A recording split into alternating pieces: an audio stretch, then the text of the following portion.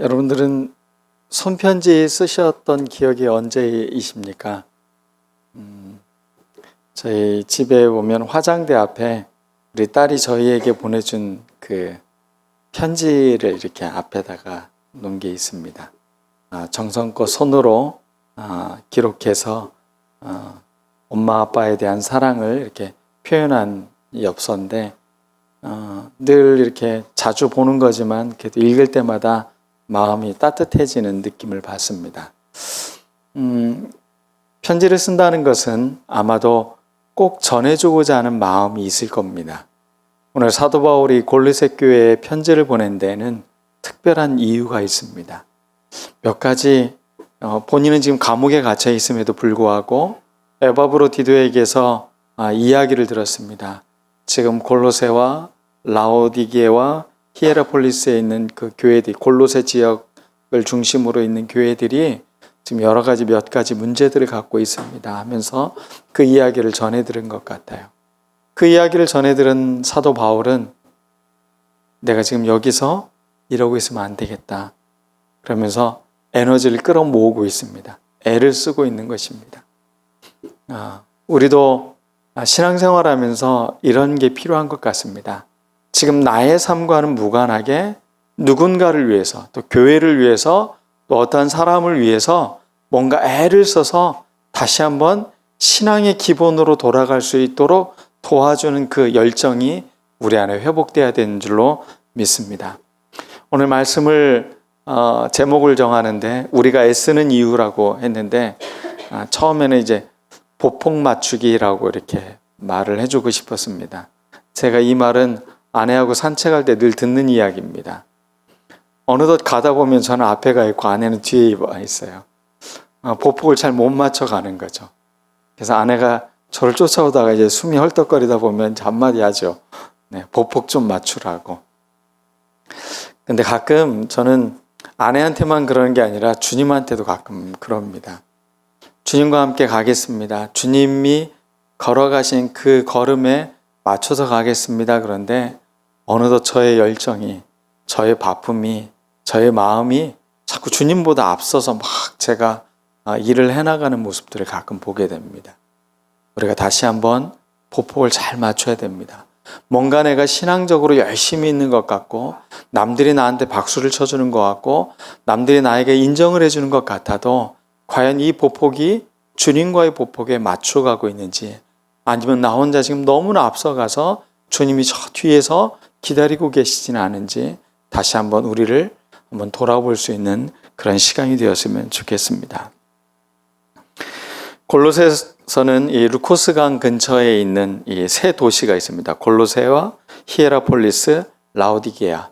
그래서 이 각각의 서로 이렇게 에바브라가 아마 전도하고 그곳에 사역을 했던 사역의 중심지가 이 세 지역이었던 것 같아요. 아주 가까운 지역에 모여 있는 것입니다. 지금 우리로 표현하자면 대전, 공주, 세종 이런 식으로 표현할 수 있을 것 같습니다. 이 근처에 있는 교회들에게 문제가 생겼음을 듣고서 사도 바울은 그가 감옥에서 다시 편지를 쓰기 시작을 합니다.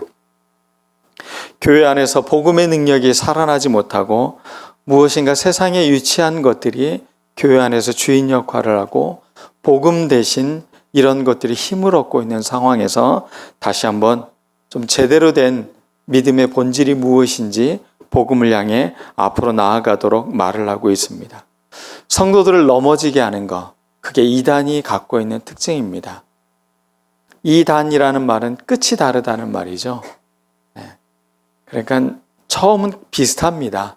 그리고 가르치는 내용도 자세히 들여다보지 않으면 괜찮은 것 같아요. 근데 끝이 달라요. 그 끝이 어디를 향하고 있는가? 그리스도를 향하고 있는가? 아니면 그것을 가르치고 있는 자기에게로 향하고 있는가? 늘 우리는 끝을 봐야 됩니다. 여러분, 저도 제 끝을 잘 보시기 바랍니다. 지금 여러분들이 그래도 목사님이라고 하면서 이렇게 존중을 해주고 계시지만 제 끝이 잘못되면 저는 잘못된 길을 가는 겁니다. 이단이라는 게 다른 게 아닙니다. 결국은 끝을 자기를 향해 있게 만드는 않도록 만드는 것이 바로 이단이기 때문에 그렇습니다. 오늘 이 골로새 교회에 이단이라고 말할 수 있는 사람들, 그 사람들은 세 가지 중요한 특징이 있음을 사도 바울이 편지를 통해서 우리에게 알려주고 있습니다. 가끔은 저는 이런 생각을 해봅니다. 만약에 골로새 교회에 문제가 없었다면 이 놀라운 편지를 과연 우리는 지금 전해 들을 수 있을까? 이 고린도 교회처럼 그런 문제가 많은 교회가 없었다면 이 주옥 같은 이 고린도서를 우리는 만날 수 있었을까? 어찌 보면 교회는 아픔과 고난과 어려움과 갈등 속에서 교회는 아주 소중한 것들을 유산으로 남겨줬다는 것을 알 수 있습니다. 여러분, 교회 안에 문제가 있다고, 교회 안에 불편함이 있다고, 갈등이 있다고 도망치지 마십시오. 그것을 주님과의 관계 속으로 다시 한번 끌고 가는 겁니다. 문제가 있을 때 우리가 해야 되는 것은 그 문제를 해결하는 게 아닙니다. 그 문제를 갖고 주님께 기도하는 겁니다. 그리고 이 문제 앞에서 나의 신앙이 흔들리지 않도록 더 주님을 바라보는 게 우리에게 필요한 것입니다. 교묘한 말과 속임수로 사람들의 전통으로 성도들을 혼란스럽게 만들었던 것은 과거나 지금이나 여전히 마찬가지입니다. 여러분들의 신앙을 흔들어 세우는 것이 무엇이 있습니까? 그럴 때마다 여러분들은 기쁘게 받아들여야 됩니다. 여러분, 흔든다고 해서 날 왜 이렇게 힘들게 해? 왜 우리 교회에 문제가 많아? 라고 생각하지 말라는 겁니다. 나무는 바람에 흔들릴 때 훨씬 더 뿌리가 깊어집니다. 그 뿌리 깊은 나무처럼 우리의 신앙이 더 깊어지는 것은 그 문제와 갈등들 앞에서 더 주님을 붙잡고 있는 여러분들이 바로 견고한 믿음의 신앙을 갖게 되기 때문에 그렇습니다. 첫 번째, 그들을 흔들었던 것이 무엇이냐? 그것은 공허한 철학입니다. 철학, 지혜의 사랑이라는 말입니다. 여러분, 생각이 뭔가의 가치를 갖게 되고 이념을 갖게 되면 그것은 참 무서울 정도로 강력한 것이 됩니다. 당시에도 이런 철학들이 난무해져 있었습니다. 특히 플라토니즘이라고 해서 플라톤 이후에 육체적인 어떤 이런 것들은 좀 천박한 것으로 만들고 영적인 것, 영지라고 하죠. 그래서 거룩한 지식을 갖고 있는 이런 것들은 우리를 구원에 이르게 한다. 그러면서 사람들을 이 영지주의로 자꾸 이끌어 갔어요. 이건 철학의 기반을 둔 신학입니다. 그래서 심지어는 그들은 예수님의 이 땅에서 삶조차도 부정을 합니다. 가짜로 나타난 거라는 겁니다. 진짜는 하늘에 있다는 겁니다. 영지, 영원한 것은, 영적인 것은 뭔가 지금 우리의 그런 물리적 몸과는 전혀 다르다고 이야기를 했습니다. 공허한 철학, 헛된 철학. 우리가 살고 있는 시대에 가장 헛된 철학은 무엇인 줄 아십니까? 다양한 견해가 있겠죠. 근데 우리 시대의 가장 강력한 철학은 자본주의인 것 같아요. 돈이 주인이 되는 것. 이거보다 더 무서운 철학이 있을까 싶을 정도로. 아니, 철학도 아닌데 사실 어찌 보면 그런 천박함이 어찌 보면 교회 안에도 신앙 안에도 그것이 중요한 자리를 차지하고 있어요. 영성조차도 이제는 사고 파는 수단이 됐어요. 상업주의가 되어가고 있는 상황을 보게 됩니다. 우리는 다시 한번 우리를 속이고 있는 헛된 것이 무엇인지 철학과 헛된 속임수를 조심할 수 있고 분별할 수 있는 우리들 모두가 되어야 되는 것입니다. 사도 바울은 그러면 그러한 철학에 우리가 어떻게 살아가야 되는지를 6절 말씀에서 분명히 우리에게 대안으로 알려주고 있습니다. 골로새서 2장 6절 말씀을 우리 같이 한번 읽어볼까요? 시작.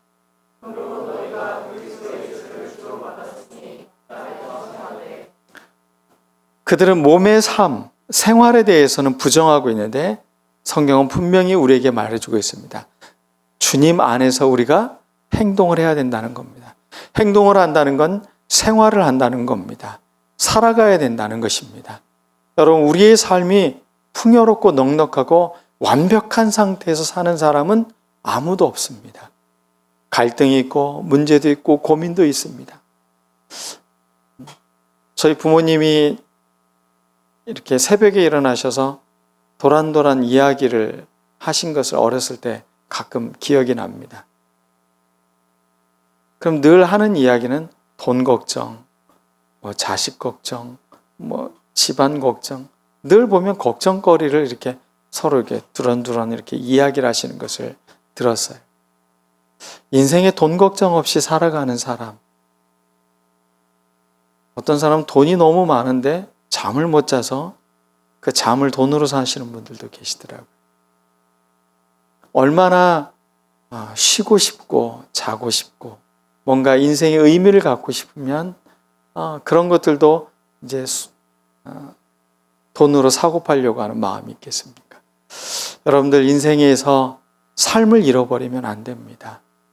돈, 또 여러 가지 명예, 또 우리가 살아간 여러 가지 가치, 이런 것들에 매여 있는 존재가 아니라 그런 것들을 주님 안에서 바르게 생활해내는 것, 그게 우리에게 정말로 중요함을 사도 바울은 알려주고 있는 것입니다. 이 표현을 이렇게 이야기하고 있습니다. 뿌리를 내리고 세움을 입고 믿음으로 굳게 세워지라고. 여러분, 우리가 생활을 한다는 것은 뿌리를 깊게 내리는 것입니다. 여러분, 부초처럼 그렇게 흔들리는 대로, 바람 부는 대로 이렇게 날려 그렇게 살아가는 자가 아니라 우리는 믿음의 뿌리를 견고하게 내려야 됩니다. 뿌리를 내렸다는 건 그것을 통해 우리가 기반을 삼고 우리가 그것을 통해 삶을 영위할 수 있다는 것입니다. 여러분 삶이 뿌리를 내리고 있는 것이 어디입니까? 여러분의 안정입니까? 여러분들이 세우고 있는 어떤 철학적 기반이라고 생각하십니까? 여러분의 생각? 우리는 예수 그리스도 안에 뿌리를 깊게 내려야 되는 것입니다. 이 세상의 모든 것을 창조하신 그분 안에 우리가 뿌리를 내린다는 건 우리는 아주 견고하게 세워져 있다는 것을 말하고 있는 것입니다. 그러기 위해서 사도 바울은 믿음에 굳게 서서 감사함을 넘치게 하라라고 말하고 있습니다. 삶에 일어나는 많은 것들은 많은 고민과 갈등들이 있습니다. 그럼에도 불구하고 믿음에 굳게 서서 감사함을 넘치게 하라고 말하고 있습니다. 감사하는 마음, 그것은 참으로 놀라운 마음입니다. 이 감사는 기적을 가져옵니다. 현실을 뛰어넘게 만드는 능력이 되는 것입니다. 여러분, 신앙 안에서 이 감사를 잃어버리는 것처럼 불쌍한 삶은 없는 것입니다. 우리 감사해야 됩니다. 그 감사를 발견해낼 수 있는 것입니다. 이 감사라는 땡크라는 단어는 띵크라는 단어에서 나온 말입니다. 감사는 그저 저절로 얻어지는 게 아니라는 겁니다. 생각하는 겁니다. 생각해 보면 감사할 것들이 너무나 많이 있습니다. 여러분들의 삶에 이런 감사가 넘칠 수 있는 우리들 모두가 되어야 될 줄로 믿습니다. 두 번째, 골로새 교회를 어렵게 만들었던 것을 사도 바울은 두 번째로 알려주고 있는 게 바로 율법주의입니다. 율법을 바울은 그림자라고 설명을 하고 있습니다. 한번 그림을 하나 좀 보겠습니다. 여러분, 이게 무엇인 줄 아십니까?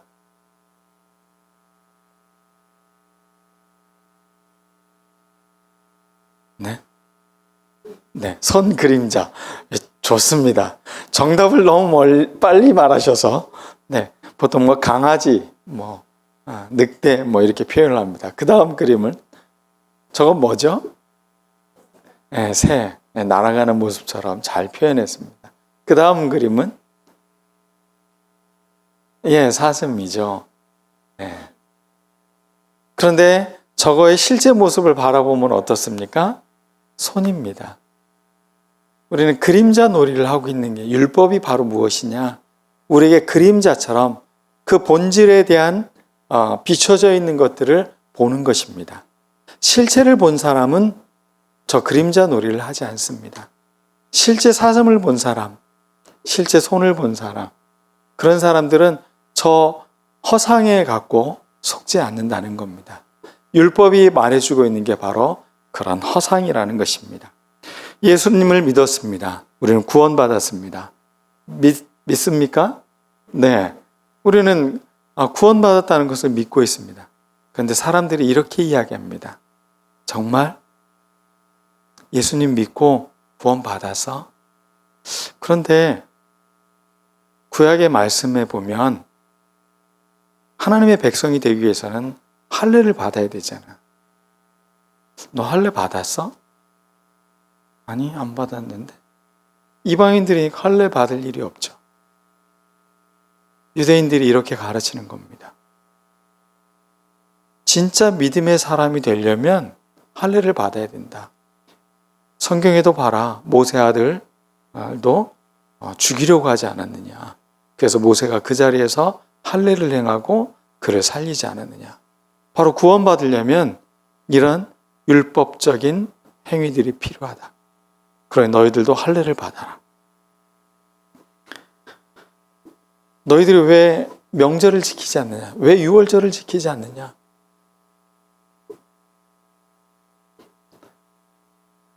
절기에 대해서, 또 할례에 대해서, 초승달 축제에 대해서, 안식일 문제에 대해서, 먹고 마시는 것에 대해서 요즘도 안식일 갖고 이야기하는 분들이 계시죠.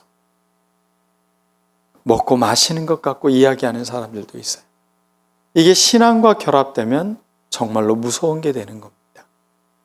율법이라는 것은 바로 그러한 힘이 있습니다. 근데 놀랍게도 이 율법을 갖고 있는 사람들은 사람들을 정죄하기 시작을 합니다. 내가 행동을 하면 왜 너는 안 하느냐? 네 믿음은 가짜다. 뭔가 문제가 있는 것이다 라고 말을 합니다. 율법이 믿음의 가치 척도가 아닌데 신앙생활을 잡고 율법을 했느냐 안 했느냐, 지켰느냐 안 했느냐로 그렇게 평가를 하고 있다는 것입니다. 어린 시절 운동을 배운 사람들은 몸의 운동의 그런 것들이 기록되어져 있다고 합니다. 실제로 초등학교 때 탁구 선수였던 사람이 여전히 탁구를 치면 굉장히 잘 칩니다. 아마추어들과는 비교할 수 없을 정도의 실력을 갖춥니다. 물론 선수들과는 또 다른 문제이긴 하겠지만, 그래서 선수 출신, 선출이라는 말을 하죠. 그런 사람들하고는 게임을 할 수가 없는 거죠. 아마추어들은. 어릴 때부터 몸에 밴 능력이 있기 때문에 그렇습니다. 여러분 안에 이런 능력이 있습니까? 신앙적 능력이 몸에 배어져 있어야 되는데 자꾸 어떤 조항을 갖고 그것을 그냥 지키는 것이 내가 믿음 생활을 잘하는 거라고 착각하는 것. 이게 율법주의입니다. 몸에 배어있는 사람들은 그것을 드러내지 않아도 자연스럽게 나옵니다. 근데 율법주의는 그게 몸에 배어있지 않으니까 그 조항들을 지키기 위해서 부단히도 애를 쓰고 부단히도 노력을 합니다. 그리고 그것을 지키지 않는 사람을 보면 공격을 합니다. 믿습니다를 아무리 강조해도 믿음이 견고해지는 건 아닙니다. 예수님 당시에 소위 믿음이 좋다는 사람들은 이 율법을 얼마나 잘 준행했느냐로 이 골로새 교회를 흔들어대고 있었습니다. 믿음은 외적인 어떤 행위를 했기 때문에가 아니라 자기 훈련입니다. 얼마만큼 자기의 몸에 이 신앙적인 깊이가 배어져 있는지, 예수 그리스도와의 관계에 몸이 배어져 있는지, 자연스럽게 내 삶의 문제들을 놓고 주님께 나아가고 있는지. 삶의 문제들을 만날 때 제일 먼저 하는 게 고민입니다. 염려입니다. 그 걱정에 잠을 제대로 못 자기도 합니다. 그때 다시 한번 우리는 나의 몸에 밴 신앙은 무엇인가를 생각해 보게 합니다. 걱정과 염려의 자리가 아니라 그 순간 나는 다시 기도의 자리로 가는 겁니다. 주님, 나에게 이런 고민이 있습니다. 주님, 우리 가정 안에 이러한 아픔이 있습니다. 나에게 이런 어려움이 생겼습니다. 이 문제를 주님께로 갖고 갑니다. 주님과 함께 이 문제를 해결해 가길 원합니다. 이게 우리의 삶의 태도가 돼야 됩니다. 이게 몸에 배어 있어야 됩니다. 여러분 인생에 어려움이 올 때마다 다시 한번 나는 이 기도하는 삶이 몸에 배어져 있는지, 주님을 내 인생의 중심에 모시고 살아가고 있는지를 뒤돌아볼 수 있는 우리들 모두가 되었으면 좋겠습니다. 이것은 율법주의와는 비교할 수 없는 하나님의 은총의 세계로 우리를 초대하고 있는 것입니다. 입술로 주여 주여 하는 자가 아니라 삶으로 몸으로 주님과 늘 친밀하게 교제하는 사람, 그 사람이 진짜 믿음에 견고한 사람인 것입니다. 실체이신 그리스도를 만나고 나면 더 이상 율법은 우리에게 중요한 게 아닙니다. 그것을 지키고 안 지키고는 아무런 의미가 없습니다. 그 이유가 무엇입니까? 실체이신 예수 그리스도를 날마다 만나는데 내가 어떤 율법의 조항을 지키고 이런 것들이 나에게는 큰 의미가 없는 겁니다. 더 중요하고 더 본질적인 그리스도와 관계를 맺고 있는데 율법의 그런 모든 것들이 아무런 의미가 없는 것이죠.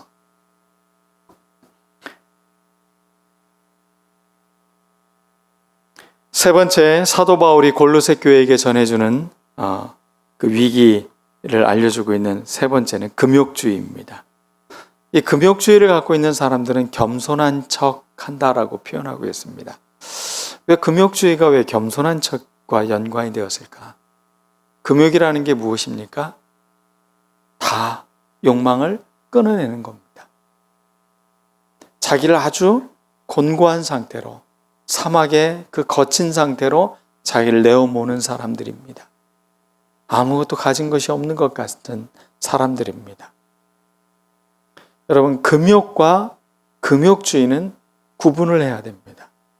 금욕이라는 것은 신앙이 본질적으로 추구해야 될 능력입니다.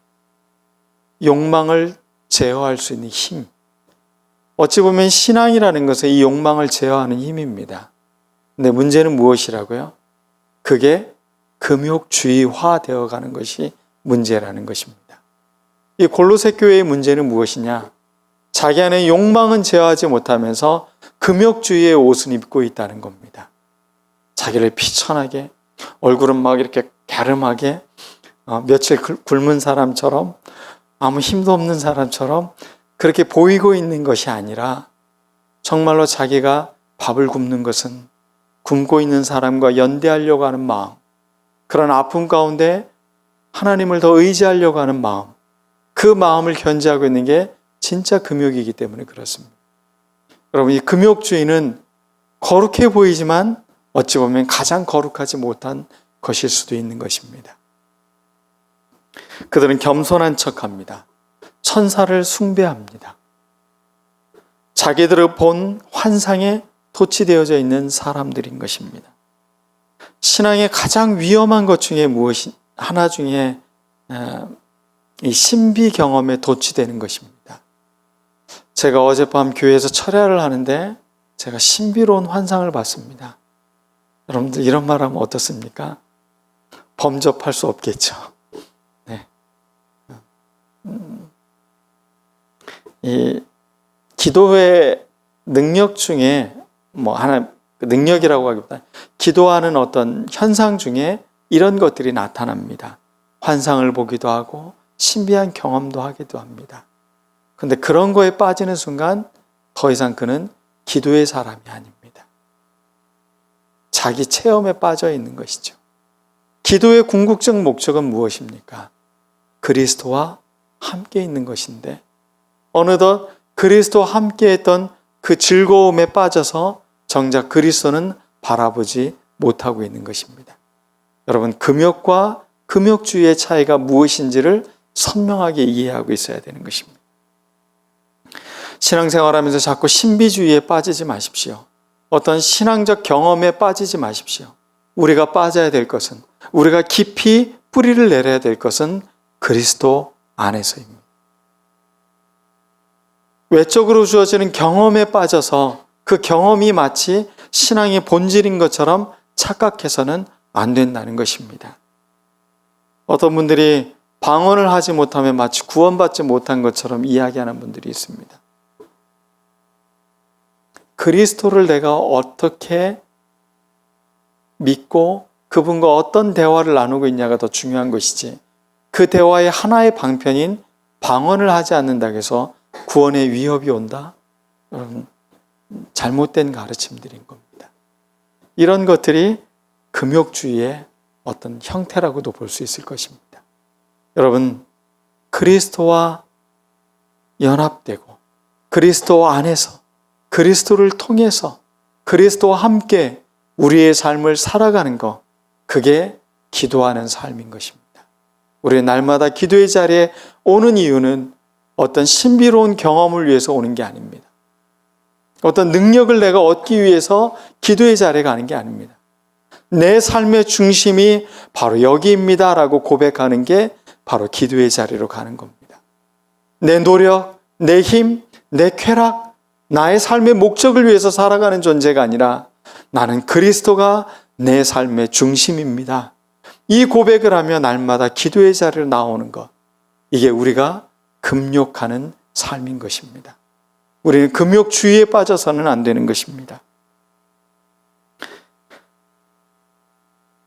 계룡산을 올라가면 산불봉과 관음봉 사이에 그 절경이 펼쳐져 있습니다.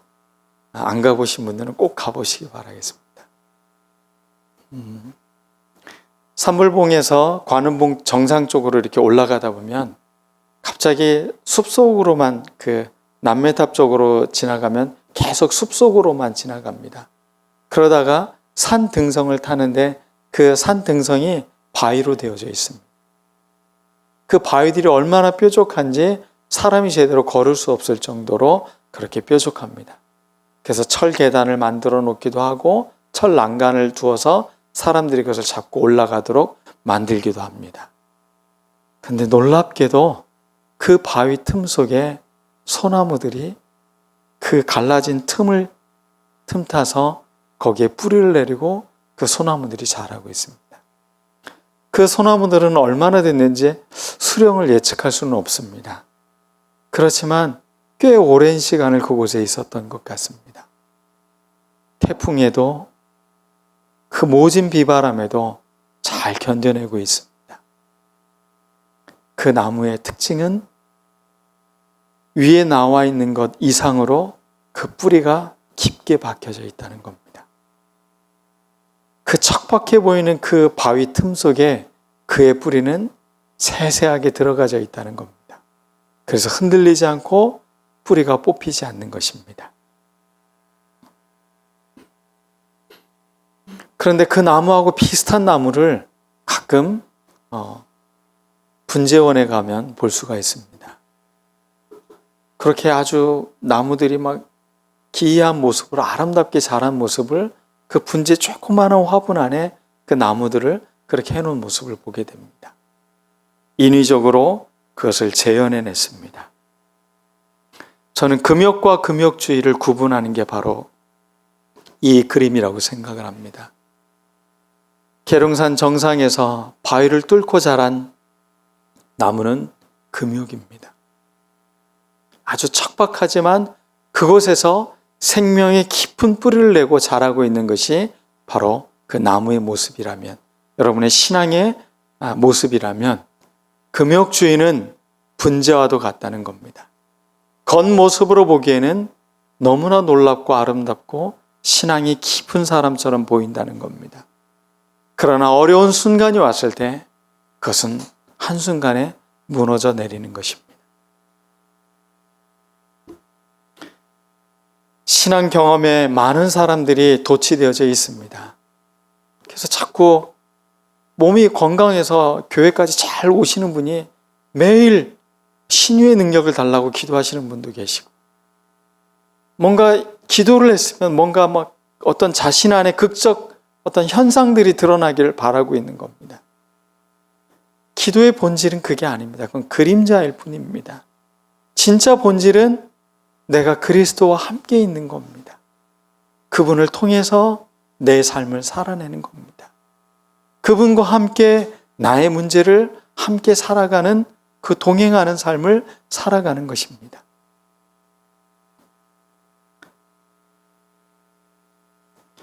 오늘날 많이 상품화된 금욕주의들이 많이 있습니다. 그런 것들은 본질이 아닙니다. 요즘 그 개인화된 사회여서 그런지 서구 사회에서는 이 템플스테이라는 것이 굉장히 큰 환호를 받고 있습니다.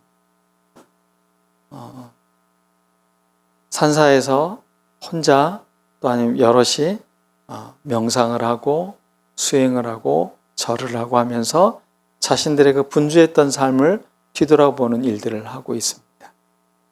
아마 그것을 참여하는 사람들에게는 좋은 기회가 될 것입니다.